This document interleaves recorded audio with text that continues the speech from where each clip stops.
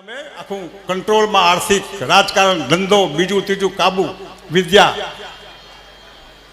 અને જેને 222 રજવાડા હતા એનું આજે ઠેકાણું નથી. વટ તો આપણે શું કરવું છે આમાં? આપણે શું ભણવાનું છે એમાં? બાપુ છે આપણે જાઓ 222 હેવ્સ, જેની પાસે સાધન સંપન્ન બધું જ, ભણતર રાજકુમાર કોલેજ. આજે હું શોધું છું, હું અહીં લાલ બાપુના દર્શનની સાથે તમારા દિલના દર્શન કરવા માગું છું. મહેરબાની કરીને ક્યાંય તમને અહીં લાગતું હોય કે આ બરાબર નથી ને આમ થવું જ જોઈએ.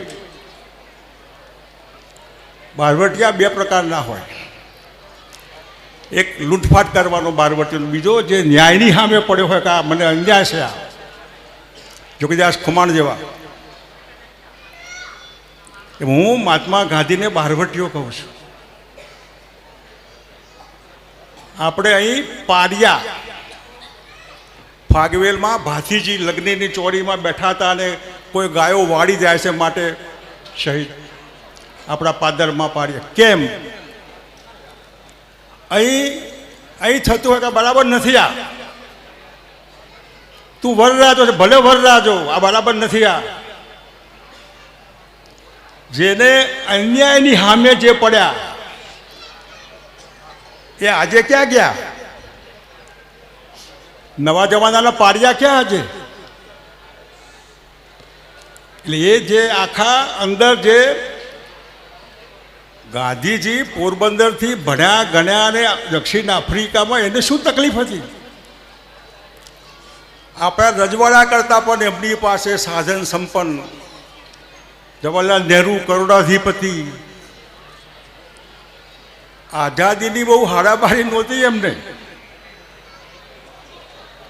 અહીં લાગ્યું કરોડપતિ બેરિસ્ટર માણસને, ભણેલા ગણેલા માણસને અહીં લાગ્યું કે હું ગુલામ દેશનો નાગરિક છું. નહેરુને લાગ્યું કે નહીં, મારે ગાંધીજીને સપોર્ટ. સરદારને લાગ્યું મારે ગાંધીજી. અનેક લોકો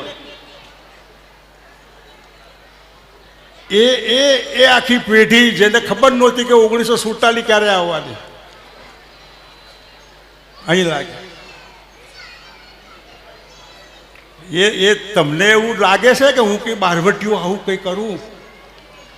ગાંધીજી અંગ્રેજો સામે બારવટે ચડ્યા, આપણે આપણી જાત સામે બારવટે ચડીએ.